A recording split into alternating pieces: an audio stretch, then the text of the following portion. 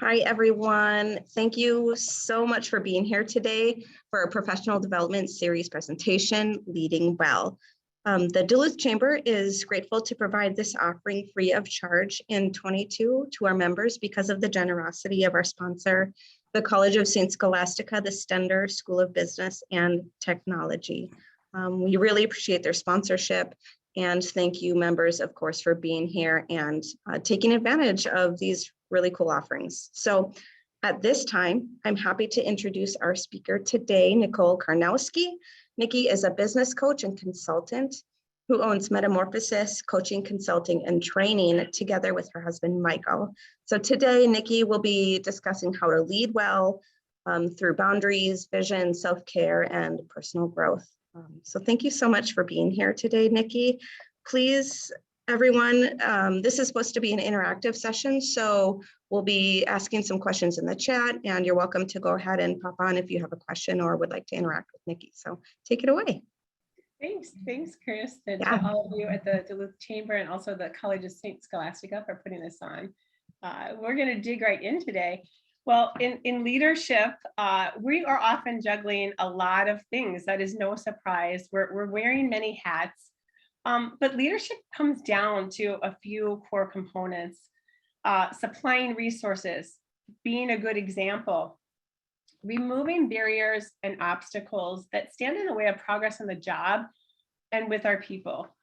That includes removing those barriers and obstacles that stand in the way of us leading well and really becoming the best version of ourselves. And that's why we're going to take a look at some of those things today. As Chris said, I want it to be interactive, put things in the chat, make sure you have a pen and paper, because as we go, you might want, consider this kind of like your mini personal growth plan as we're going through things today, and something just hits you, jot that down, and it's something you can revisit after the session and think about. So in this next hour, we're going to cover some of the timeless basics for leading well in our ever-changing workplaces and really with our ever-changing workforce. I always think new and shiny is fun, isn't it? It's great, but focusing on key principles and those foundational pieces are really, to me, what we see move the needle in organizations. And personally, I think you would agree. We're going to cover just quickly the 7 things that really will hinder us from leading well. You can probably add to that list. We can probably go on and on with that, but I kind of narrowed that down to 7. The importance of reflection and thinking time, self-care. We're going to look a little bit about attitude, appreciation, casting our vision, and dreaming big. Also going to take a little look on how extending grace and forgiveness incorporates into leading well and mastering our mindset. So really a jam-packed hour. We're gonna dig right in and get started. So this quote: "We lead more out of who we are than out of what we do, strategic or otherwise. If we fail to recognize that who we are on the inside informs every aspect of our leadership, we will do damage to ourselves and to those we lead." So today is just a great time. Like, where are we at? Where are we at with some of these things? What's a little nugget that I can take, and just focus on? Here's the thing. I love this. If we just think or focus in one area, improve 1% a week, that's 52% better. We're growing our leadership, by the end of the year. And often it's just little shifts, little changes that we do. So 7 things now that hinder us from leading well. As I said, you could probably add to this list, but pride, avoiding things. We'd rather sweep it under the rug than deal with it, whether that's in our personal lives or professional lives. Lacking authenticity and vulnerability. I've seen this in groups. You go in and many people are sharing and they're getting to the heart of matters, but you have maybe 1 or 2 who just give kind of that pat answer or the appropriate answer, but they don't really want to dig deep and get down. And so we're going to really encourage today that this is about digging down, and it's your own personal sheet. So that it's kept private, and it's great as we go through this day. The other one is being defensive. Maybe you ask for feedback and someone didn't want to hear that, or they're a little defensive about that. Insecurity, not being secure and confident in who we were created to be. lacking that integrity or lack of empathy. So some of the things that can just hinder us and stop us from leading well. So the very first thing as we dig in this today, I'm going to go through the acronym LEAD WELL. And so the L is learning to pause and reflect. And this is probably one of the most powerful things I think we can do in our day as leaders, whether we do it daily or weekly, just scheduling some time to really think into things deeper. So often in our organizations, we get caught in that fighting mode. We're busy, one more thing needs to get done, and we don't take that time to pause. But this is really that practice that can, help us catapult ourselves to success. So, this might look like setting some time on your calendar. It can be as little as 10 minutes a day, 5 minutes a day, where you're just kind of taking time to think about how are things going? What went well today? What could I improve? What is one thing I need to change right now? I think just those daily check-ins with yourself can be so helpful. Daily check-ins with your team on some of these things. You can catch a lot when you're able to pause and reflect. And also thinking into some of those questions are up there that can kind of help you prime the pump. And we do this even in training. If we do a training, we'll often, my husband and I, we work together. We'll have this after, hey, what went well? What would we do better? And that's really helped us to come to some, great conclusions with things that we want to change or things that are going well, and not forgetting to celebrate those things that are going well too. Another thing to reflect on is kind of when you think of things throughout the day that are happening in the workplace, what were some of the triggers? What were some of those things that were like, wow, that really kind of got me right here, in the heart?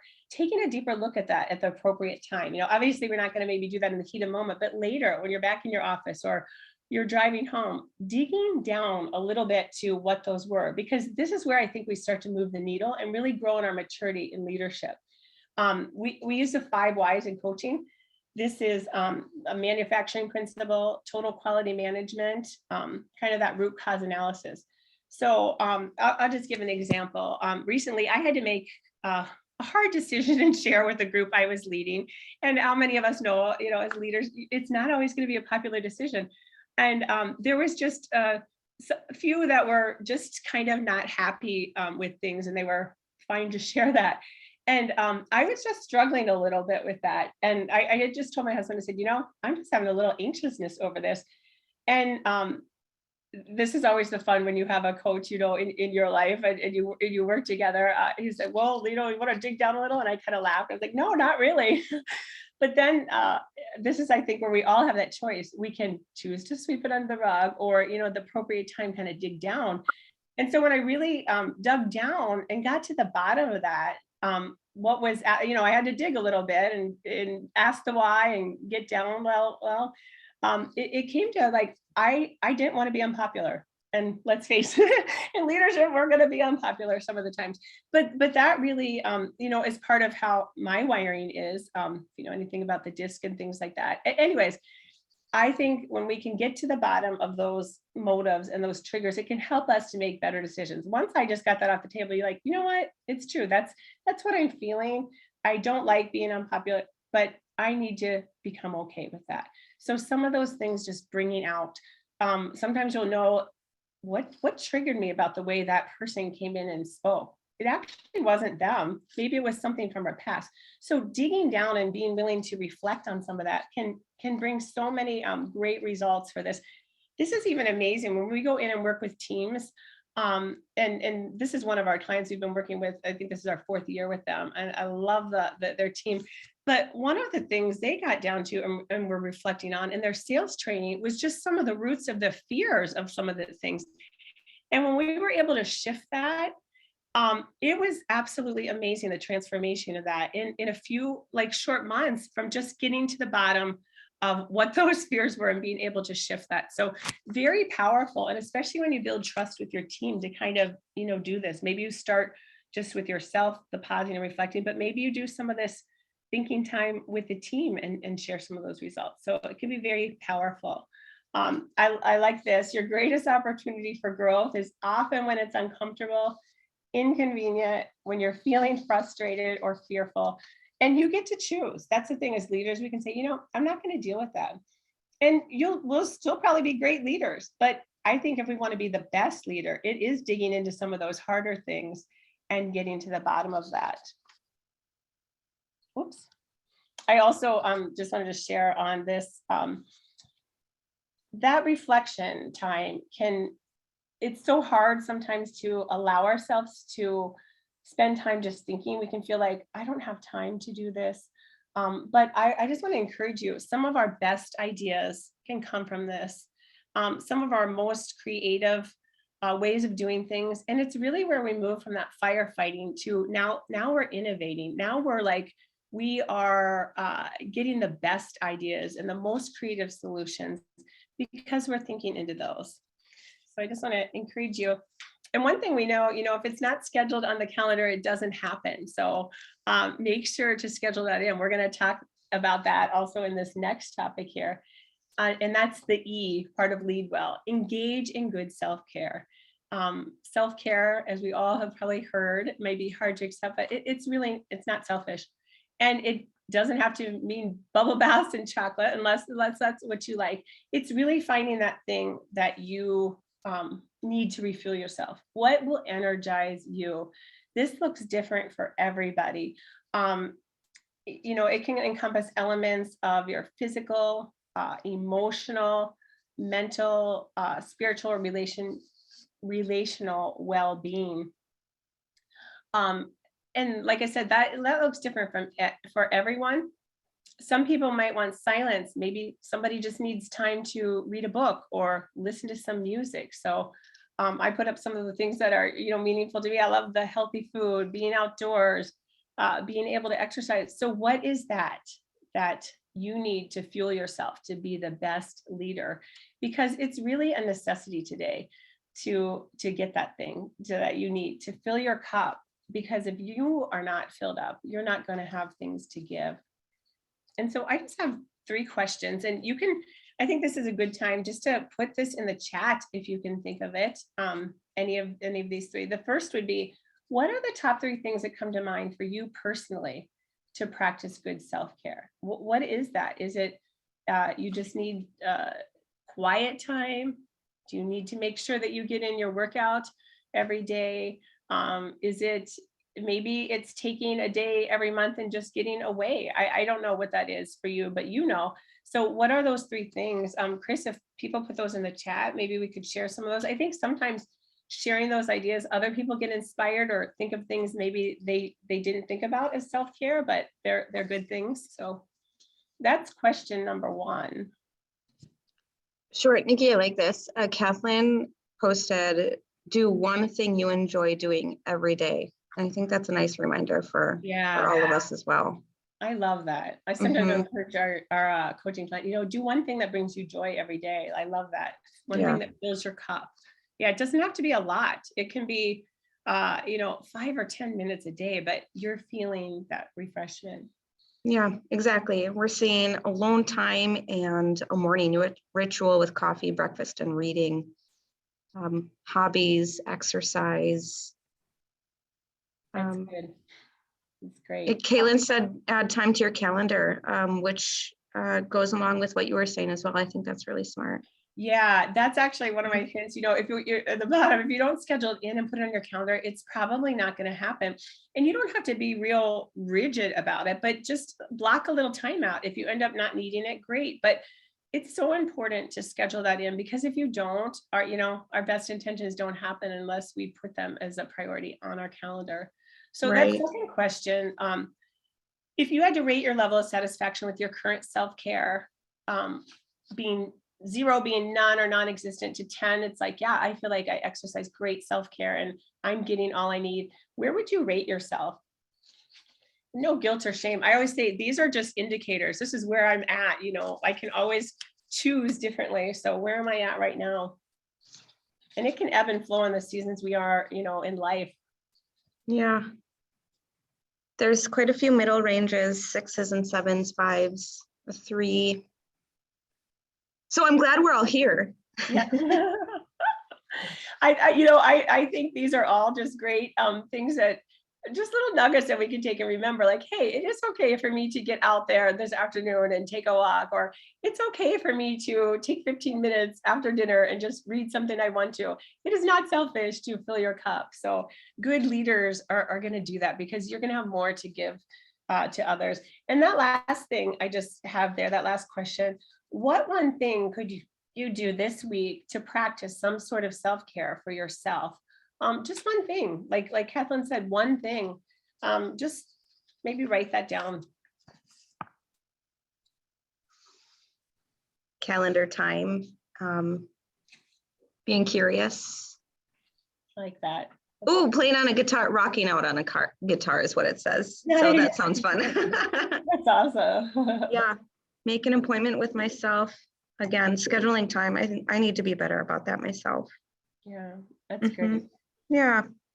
You know, those benefits, we're going to have more energy, as we said, more to get out, less stress, and more job satisfaction.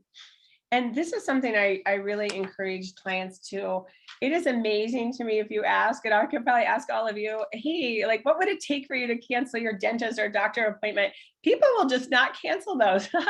But their appointment with themselves, it's the first thing they'll check off. So I just say, hey, keep that appointment with yourself like you would any other appointment. Maybe you have to put a code name in there. I don't know, but whatever makes you feel that you can take that time and keep that appointment. And sometimes we give too much information. Say somebody wants to meet and that's your time you're walking, and you don't have to give that up. It's okay to say, you know what, I'm actually booked, but I could do this tomorrow. So just realizing that. Sometimes I think we can feel a little guilty, like we have to, like, oh, well, I'm just taking the walk. Maybe I should take that. No, it's okay to, keep that good self-care and really good boundary, which is what we're going to talk about next. So talking about boundaries, that would be boundaries with our time, boundaries with other things. Remember what is in our yard. That's what we're responsible for. I love that kind of, you look at the dog, I'm just responsible for what's in my yard. I don't have to own other people's things. I just have to act in rightness and do, what's right for me, knowing that it's okay to say no. If you struggle with this, we have a great coaching guide. Reach out to me. I'll send that to you. But that, once again, kind of goes back to that reflective work of, why is this so hard for me? What is really at the core of that? Because when we start digging down to those things, now we become free, because, like, hey, this goes way back to where, like, that just wasn't, maybe allowed where you were younger or in school or whatever that was. When you get to some of those roots, it becomes freeing, because you can start to say, yeah, no, I am allowed to say no. And I don't want to do that in a polite way, of course. But just knowing that it's okay to say no. Yeah, if anyone wants that guide, reach out to me and you can email me. I'll send that to you. The other thing is, identify your energizer and drainers in your life. So this can be things that you have to do. Now, obviously, we're all going to have some things that drain us that we have to do. It's part of work. But those things that we don't have to do, maybe we reassign. Maybe you hire that out, things like that. And also, I encourage people, we do a Dream Plan Do workshop, and we go through all of this, go through all the different domains of life and look at these things. And it really helped people. And this one is always eye-opening when they start to list out their drainers in their life, and also their people energizing drainers. Remember, your list is private, so no one's going to see it. But sometimes you just have to write that down to know, hey, we might love this person, but they drain us of our energy. So we may need to limit time with that person, or make sure most of our time is spent with the people who fuel us, who are gonna just really get us, bring out the good in us and that we feel energized with. So, and then boundaries are really about, it's not so much of putting a no to someone else, it's about really creating our own guardrails. So what do we need for success? And that's what we want to create. It's more about us than, of course, sometimes we have to set a hard boundary with someone else, but it's more about us knowing what we will. I think one thing in here is to get to know your boundaries. one thing I know for myself, I'm generally pretty positive. If I ever wake up and like the sky is falling and I think everyone stinks today, I know that a boundary has been crossed, and I can laugh. My husband and I will laugh. He's like, Nikki, I think you need a reset. And that's just, know that about yourself. I like to think as I'm getting older, I'm maybe stopping that like 5 steps back, but it's always good to know before you get to that boundary point and you're like, you've had it. So know what that is for you. Create those guardrails and those safety nets so that you aren't feeling drained or just so stressed out. This book I love. If you've never read it, it's worth a read. Really a classic. I was able to go and train in California with them several years ago. And they did a 1-week intensive for counselors. And it was all of the things that we're talking about today, digging down to things, learning about those boundaries. But this is a fabulous book. I recommend that just for everyone to read because it's so helpful. The next part of leading well is the A, and that's really attitude and appreciation. And I think as leaders, we know how important our attitude is. People are looking to us. We kind of, when we come into that environment as leaders, we are setting the stage. How will things be? We can bring that positivity. Zig Ziglar had said, your attitude, not your aptitude, will determine your altitude. So, simple ways. Sometimes people struggle and they're not naturally positive. That's okay. We all have our different struggles. John Maxwell, I remember our mentor, he shared a story that his dad was always so positive, but he wasn't naturally bent that way. He had to work at it till it became more natural. So, one of those things, if you find negativity creeping in, replace that with the positive. So if it's like, oh, it's cold out, it's awful. Isn't it lovely today? The sun is shining and it looks like it's going to be 10 instead of -10. It's awesome. Just starting to kind of renew our minds in those things instead of the negative. Whenever just try this for a day. When something negative comes in, say the positive to that or repeat the positive. It's powerful and it takes a lot to kind of just stop. We may not think we're negative, but even those little things that creep in or the complaints, try to shift those and just see that really can help us change our attitude. And then also that focus on gratitude. I mean, there are countless studies. We could spend a whole day on this, but just what are you grateful for today? What's going well? When you start speaking those good things, it's hard to be negative. Our thoughts align with our actions and that it starts to produce those good results that we want. So just keeping that check on our attitude. And once again, sometimes our attitude can start to get poor when we're not getting those things we need, our self-care and things like that. So knowing that all of this kind of works together. The next thing is appreciation. Know that appreciation, this is something in the workplace, costs us nothing financially, but will give us the greatest return for our efforts. I had some statistics I just wanted to share. 14% of organizations provide managers with the necessary tools. Only 14% of organizations provide managers with the necessary tools for rewards and recognition. More than 80% of employees say that they're motivated to work harder when their boss shows appreciation for their work. And more than half of those surveyed said they would stay longer at their company if they felt more appreciated by their boss. One last one, 51%, last two here, 51% of managers said this one's interesting, I think they do a good job of recognizing a job well done by their staff, yet only 17% of employees in the same groups believe that their managers actually recognize them for doing a good job. So a little bit of disconnect there. And then the number one reason cited by over 35,000 employees who completed a Chicago Tribune survey as to why they enjoyed their work, because they felt genuinely appreciated by the company. I think now in our changing workforce and where it's hard to get workers, this is so important and simple to do. One of the things, or some of the things here, just when we think about appreciation, it's really important to be specific and sincere. It's one thing like, hey, great job, team. Okay, that's nice. But when we can really stop and say, hey, Mary, or hey, Joe, I saw yesterday when that person came into the office and they were difficult, you just diffused that situation. You were so kind and patient, and wow, it really exemplified our core values. I love that, because you were compassionate, whatever that is, but being specific and really sincere in that, not just because we read the book and know we should appreciate people, we need to say something, but thinking about that a little bit. And when it comes to this, I just say, we have good intentions, right, with these things, but often we just don't start because we don't know. So I'd say pick one person. It can start with your family. Maybe it's your spouse, your kids, somebody in your extended family. Just start with them, and then let it flow into the workplace. So it can be so powerful. And realize there are many ways that people feel appreciated. So, the way I like to be appreciated may not be the way that you want to be appreciated. And that's why it's great to have these conversations. This is another book. I love this. I feel like it's kind of a classic, great one to do with your team if you really want to get to the bottom of how the people in your workplace feel appreciated. This actually, this book has a little inventory code. So they take the code, and then it'll share like the top ways they like to be appreciated.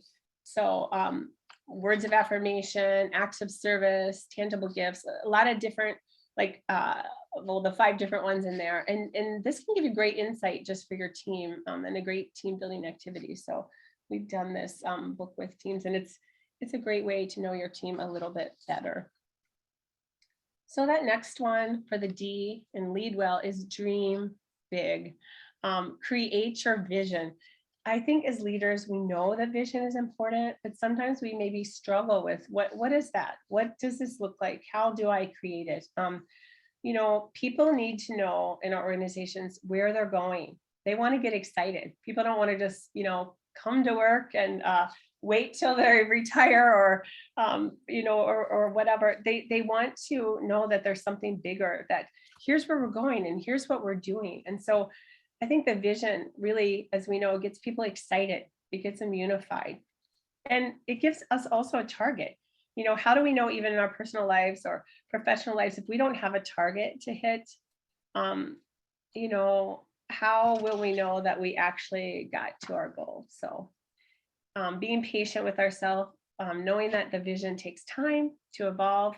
And most of the time, it's not going to be perfect, but our vision does get perfected, I think, over time. And this really goes back to that thinking and reflection time. This is a great thing to spend some time on. What do I want to create this year? Where do I want to be in 5 years? Some of this you may not know, but in your perfect world, you could start to write some of these things out.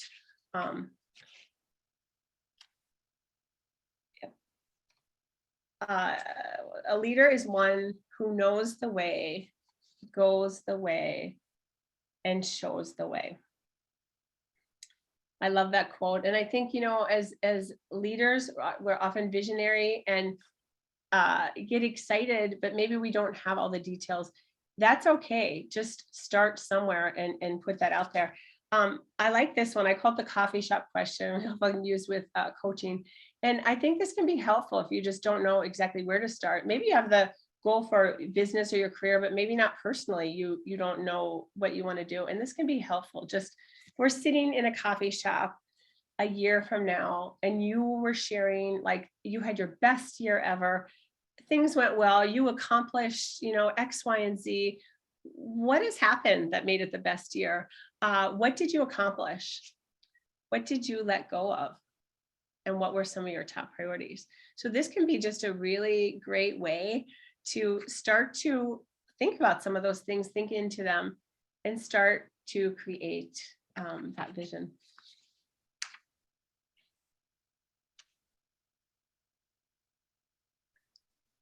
Anybody have anything to add so far, or things that they've done like this, even back to the appreciation, ways they've appreciated employees? I think that just sharing some of those things can be helpful. We all learn, when those ideas are out there.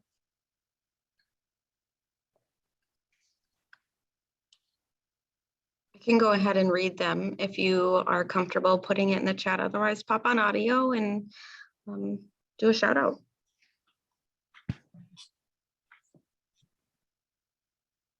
I kind of skipped over that, but I'd love to hear ways that they're just appreciating employees, way you're appreciating team, some of those things, or the ways that you've been helped in creating your vision.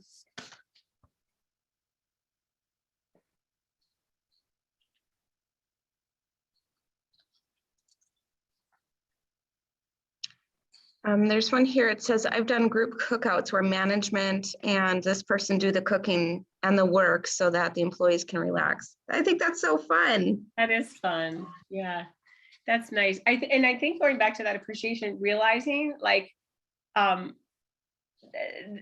what are those things that your team would love? That time, some people love that, just team time, things together. Some are going to be motivated more by the thank you or that public recognition. But yeah, realizing that if any more of those come in, feel free to share those. Chris? Yeah, Hannah touches on some good listening skills, which is listening and waiting 2 seconds before responding, which shows the person you're communicating with that you're engaged and present. I think that's great. Mm-hmm. A great way to make people feel truly appreciated. So many times we're just thinking of the next thing we're going to say. And I think that pause, that's such a gift to give people and listening. That's great. Is there anything else or I'll go on? I'm not seeing anything else. Okay. Okay, good. The W for in leading well is to walk it out. This is us taking the steps with that vision, with those hard decisions that we need to make in leadership, and realizing those things that we need to walk out may not always be popular, but this is just another area that we can grow. We can have the best vision, take time to reflect, do all the right things, but we have to walk it out then and take the action. That's kind of where the rubber meets the road. We just have to start. And I think we don't always have to have all the answers, and we're not going to have all the answers, and there may not be a clear way forward, but I always say, okay, well, what's the next step? What is the next step? Sometimes you might just know that very next thing in front of you, and that's okay. But taking that action and not getting paralyzed by overthinking it or over analyzing things, just what is that step in front of me? This can work great too if you have your own business and maybe you're doing all of the different things in it, or maybe there's just so much in your career that you're managing and you're thinking, I don't know, I'm so overwhelmed right now. Okay, what is the one thing? Sometimes just breaking it down like that for the day. What is the one thing I need to do today? What is the one thing I need to do this hour? And that can be so helpful to break those steps down and not to discount that. Those small steps over time equals big results. I use this phrase a lot with coaching clients. It doesn't have to be these massive shifts that bring results. It can be those little things that we do each day. 15 minutes towards your big goal. A 15-minute chunk of time adds up. One of the things I like to do is the Pomodoro Principle. So this can be 15 or 20 minutes, set the timer.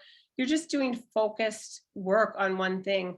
And then you might take a little break and then you go back to that, but you remove all distractions and you just focus. So sometimes in the busy of our day, doing some things like that, where we set the timer and just have focused work can be so helpful. And also, I think, as leaders, it's easy to have that. Well, I don't have an hour. I don't know if you guys have done this, but I don't have an hour to work out. I don't have an hour to read that book. Getting out of that mindset, because these little 15-minute increments can be big needle movers. I actually have just done that this year. I would have the mindset like, oh, I don't have an hour to sit and read. And I thought, a friend and I were talking and I was like, I'm going to start that. And I've been doing just when I have time, like 20 minutes here and there. And I'm amazed at how many books that adds up to in just those little pockets. So, what does that look like? I just did some little research, and 15 minutes of reflective writing. It's shown to improve decision-making and critical thinking. Reading for 15 minutes a day, shown to have significant benefits, gain knowledge, develop empathy, emotional intelligence, higher sleep quality, and improving your memory. You can also get through a lot of books. Working out for 15 minutes a day, slew of health benefits, ups your calorie burns, whips your body into shape, lowers your risk of disease, and adds years to your life. So I think sometimes just fitting those in. What does it look like to get out in the middle of the day, do a brisk 15-minute walk? That could reset your whole day. You know, what are those things that you need to do? And realizing it doesn't always have to be an hour, hit those 15-minute pockets in those key areas that are meaningful to you, and walk those steps out. Take those action steps, put them on your calendar. This next one, oops, my screen is frozen there, is extending grace. So the definition of grace is a proactive acceptance, love and caring for a fellow human being, person to person. Showing grace to others, I like this quote, is about showing kindness even when they don't deserve it. So I just think in leadership, life is messy. People are not perfect. I think this last year, has been stressful for so many of us. People may let us down. We're going to let other people down. But really being the leader that is going to encourage others when they're down, to call the best out of them, to help people learn from their mistakes and failures, and to not kind of beat people up. It's really easy to keep people when they're down, or maybe just be frustrated that they're not performing. But even with that, getting to the root of that, I share a story. One of our clients many years ago was having trouble with an employee, and they were ready to fire them. And we just said, why don't you just go and try doing some coaching, and why don't you ask them some questions? Well, it got down to it. And here they were having some issues and some personal struggles at home. And once the boss knew about that, they were understanding. But had they not had that communication, and there wasn't some grace or some empathy there, that person maybe would have been fired, and it might have changed that trajectory of their life. So I think getting down to those things and not just making assumptions, giving people the benefit of the doubt, believing in them. Of course, when you have things that prove otherwise, there are action steps we take, for that. But generally, I think most people are going to want to do a job, and they want to do well, but they need that leader to believe in them, to maybe call out things that they're not seeing at a specific time, and to have that grace, and then have grace with yourself. Sometimes we give grace to others, but not to ourselves. We're rough on ourselves. We see all the ways we don't measure up, all the things we should be doing. And I just think to that, as leaders, becoming secure in who we each were created to be. You each have a unique gift, a talent, something that you were put on earth to do.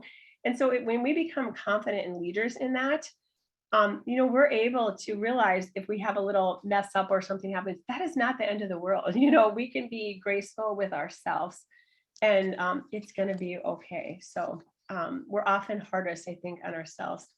And the other thing, I think, just grace in the heavy pace of life, the way it is today. One of the realizations I came to this year, it will never get all done.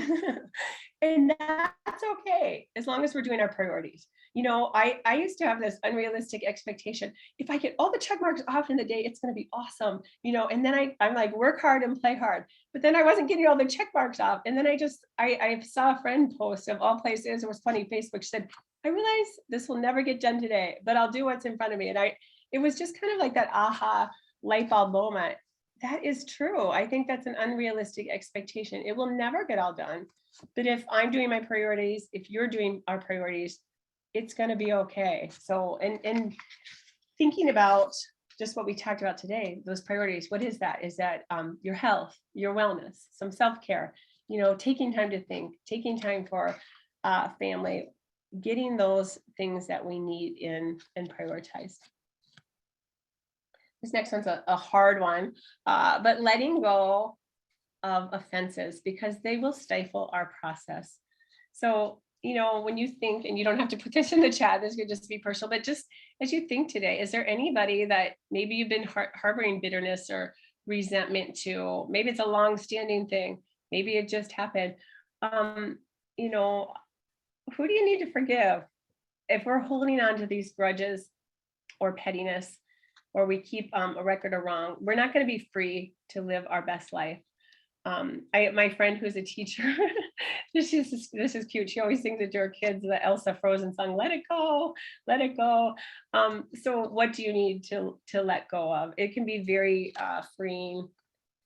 And the deeper, when we feel that offense or unforgiveness or bitterness, any of those things kind of rising up, this is where we get to choose, I think, as leaders too.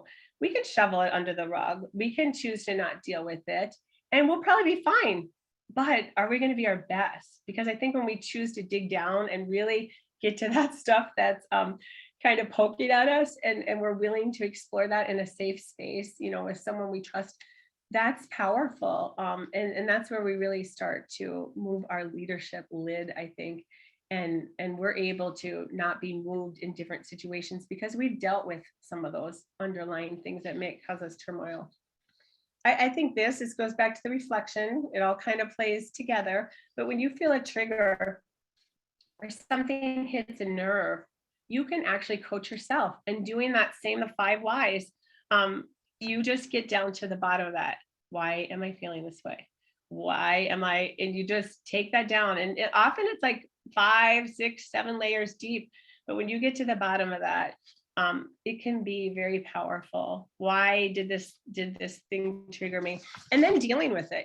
I had kind of a funny, it was just kind of, it's silly when I look at it now, but it was in a training thing, and somebody did something that just kind of triggered me a little bit. And the friends of ours that we were training with, I got a little irritated with them. And I told my hubby, I said, you know what, that's it. I'm just done. I'm not gonna I'm not gonna talk to them. Which, silly, but we're leaders. This is real. These things happen. And then I thought about it. I thought, okay, this is silly. These are our friends. I don't think that they probably meant this little thing. And, he encouraged me to talk to him. So I did. It was hard. I called them. I talked to them. It was a simple misunderstanding. But I really had that choice. I could have been like, no, I'm just going to cut it off. That's it. And I thought, no, you know what? These are friends. And when I went to them with the thing that bothered me, they were apologetic. They're like, Nikki, we didn't have any idea. And so that was great. And it was hard to do that. So I just want to encourage you where that's hard. I think most people, if they're healthy, it's a little different if people aren't in healthy ways. But if they're healthy, most people are going to want to get along to make things right. And so just encourage you to do that, because otherwise it starts getting very small if we just cut people out. And these are tendencies as humans. We can do that. But I want to encourage you, do the hard things, dig down, because it is worth it. And this is really coaching yourself, but sometimes people find it hard, to do that themselves. So I say, hey, recruit a good friend, recruit your significant other if that works.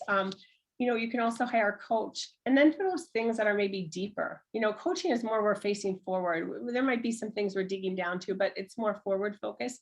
If there's things that are just really like traumatic from our past, reach out and get that counselor. I just think today there's no shame in that. I think every one of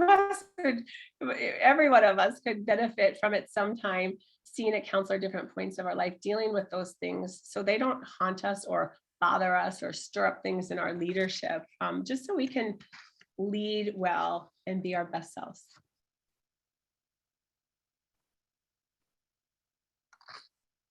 I think we kind of, this is a good, unforgiveness is like drinking poison, expecting someone else to die.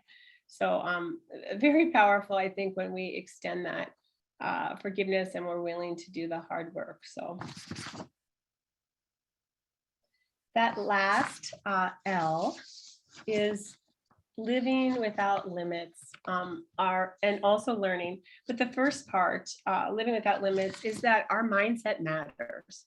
I think it's no surprise. A lot of this revolves around our mindset. What are we going to wake up and listen to? What is playing in our head? Is it, I think the National Science Institute, it's 80%, I might get this backwards, but 80% of our thoughts are negative, 90% is repetitive, or the other way around. But think about that. If we don't do anything about our thoughts, that we're putting in our head and new things. That's not a great outcome, is it? So we really have to challenge those things that come in.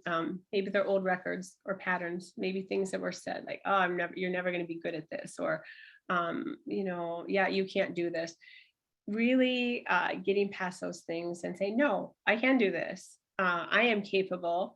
All of those things that we need to do to reset our mind. Sometimes writing those things out, like this is I like to say it's the lie or the untruth that you might be believing. So writing that out, and then, okay, what's the reality of that? You're going to write the inverse of that. And then I just always encourage people to speak those out. Speak that out till those thoughts that are not serving you are no longer. So I'd be curious. I don't know if anyone wants to share in the chat. I know that can be personal, but sometimes it's helpful to others. Just what are some of those things that you want to let go of in this year? Mindsets that you are going to say no more to, that just don't serve you. Anybody wants to share? And Chris, feel free to share those if those come in.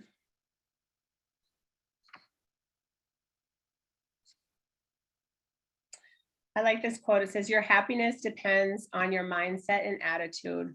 The mind is just like a muscle. The more you exercise it, the stronger it gets and the more it can expand. And then this one by Carl Jung, until you make the unconscious conscious, it will direct your life and you will call it fate. So really, until we dig down to those things that are kind of driving us in the subconscious, it's going to probably continue to have a hold on us until we choose to deal with it. So challenging those thoughts in our mind, replacing the negative with a positive, and then repeating it until you believe it. We talked about a little bit earlier, that practice of gratitude. It's really hard to say negative when you're speaking good things to yourself and to others. So this is actually a perfect thing to do in the team huddle too. Just, hey, one thing you're grateful for today. That can totally change kind of the atmosphere of the workplace and your team. All of a sudden people are like thinking about the good things, and that can really change that atmosphere and environment for positive. And that's good. And then our other L is the learning. So I just think, I think as leaders, we cannot stop learning, like that lifelong learning. And it might look different. It doesn't mean we're just taking course after course or busy, but learning about ourselves, learning about some of these more personal things and what motivates us, what are our drivers? What are those things we go to? That is really great learning, I think. And I don't know about you, but I think leadership is exciting. We're on a journey and every day we get to choose, are we going to work on this, or are we going to sweep it under the rug? So part of leading well is that we continue to address those things, and we continue to walk some of these things out. So I think you probably all agree, leaders are lifelong learners. Leaders are readers.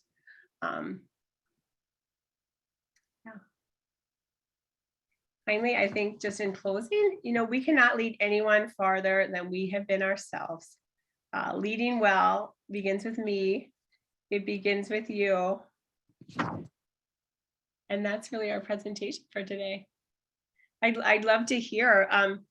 I'd love to hear just what your nugget is, maybe something that sparked something for you, or something that you'll take away from today to use. If you'd put that in the chat, or feel free to put your cameras on and just share. I'd love that too. There are 2 comments in the chat, Nikki, that I want to touch on quickly. So put that question in the chat while we're kind of talking this through. But Jana says that one of the mindsets she'd like to let go of is, I haven't done something before, so I might not be capable. So really focusing on that confidence, that's something that I can definitely work on as well. And then to piggyback off of that, there's another comment that says, I need to be an expert before I can act on something or take on a project. So again, those mindsets. Those are great. Thanks for sharing and being vulnerable. And what might be great is to do the 5 whys and get to the bottom of that. What is beneath that? Why you think you have to be perfect, or why you think you have to have it mastered? Just kind of dig down a little deeper where that comes from. That can be really freeing to see. I love that. Thank you for sharing. Yeah, me too. Kathleen says, thank you for sharing your wisdom, Nikki. She says she often forgets to give herself grace as a leader. So thank you for the reminder. You bet. Thanks, my friend. Glad you're here today. Any other takeaways? Just love to hear what was your big takeaway or one thing that you might do this week. I'll go. I think it's interesting to really remember and remind ourselves that so much of our personal lives we do bring to our work and our career. And it's easy to think that we can separate those, at least for me, but it's not. You're really bringing those struggles at home or the bad days at work back to your home. So there is overlap. So working on those mindsets and focusing time for myself and to reflect, I found to be quite helpful. That's good. Thanks for sharing. Yeah, there's a comment that says, stop being my own worst critic. Yeah, that's a good one. Yeah, another takeaway is to reframe my own self-talk to be positive. So yeah, that's great. You know, sometimes I just encourage, if this works or speaks to you, then use it. Just encourage clients, write all the things that make you unique, all the things that are great about you as a leader, and that your gifts and your talents. And people will struggle to do this, but I always say it's not being arrogant. It's becoming confident in who you were created to be, you know, and really embracing that. So if it's hard for you, that's okay. Start with 2 things, but then keep that notebook and add to it, you know, like, oh, I'm kind, I'm soft-hearted, I'm generous, whatever those things are, write those down. And then when those things come in that you're not good at this, or this isn't going on, you say, no, that's not true. This is who I am. And, you know, the over time, it works. If we keep speaking those things out and keep reframing that, our brain, you know, will actually rewire itself for those new thoughts. And I think it's exciting. I love it. yeah, there's a few comments that are talking about prioritizing self-care and taking some me time, spending time with your energizers, which is awesome. Yeah. Yeah. I think it's important just to know, you know, it's not like we can cut people out of their life, especially if we work with them and family, but we can limit that, you know, or make sure that we're getting more time with those energizers. So we, you know, are not drained when we have to deal with the drainers, because we'll have to deal with that. But, you know, if we can, minimizing that, that's good. Perfect. Yeah. Is there anything else? Tammy says getting back to writing in her gratitude journal, which is awesome. I love that. Yeah. And Stuart Smalley yourself. What's that? It says, so you're saying Stuart Smalley yourself. I like it. Well, we also have, let me know if there's other comments in there. I also have 2 books I'm going to give away today. I love these, John Maxwell Reader. This is what I love. It's not weighty. It's 1 page a day for your leadership, just little things to think about that can encourage you and to reflect on. So Chris will draw 2 people's names who came today. Thank you so much for coming. Feel free to reach out if you have questions or just want to talk. We love helping people with this and seeing leaders really walk in confidence, who they were created to be, and yeah, creating that life that they love. So. Okay, I'm doing a drawing. Okay. I'm seeing Kyle Dickinson is one. And if you guys just want to chat me with your company or your address, we can kind of figure out how to get those. So Kyle, and the other one is Tracy Tabani. So okay, congratulations. Yeah, somebody get me the names and addresses and I will send those out within the week here. That will be great. Any last questions before we go? Let's see, I'm saying there's a lot of comments that say thank you. This is really inspiring. So thank you all for being here. Nikki, this was wonderful, super inspiring. And I really appreciate it. And of course, thank you to the College of St. Scholastica, Stender School of Business for sponsoring. We did record this session today, so You're welcome to review it again if you want to see it again, send it to any colleagues. And Nicole, if you're available kind of after this, I can share your contact information as well. So absolutely. Oh yeah. I'm sorry, I meant to put that up. Yeah, if anyone wants to reach out or you want that coaching guide or just other coaching questions, feel free to reach out. We are here to help and be a resource. Fabulous. Well, thank you again. I hope you enjoy the rest of your day. Thanks. Yeah, thanks, everyone. Nikki.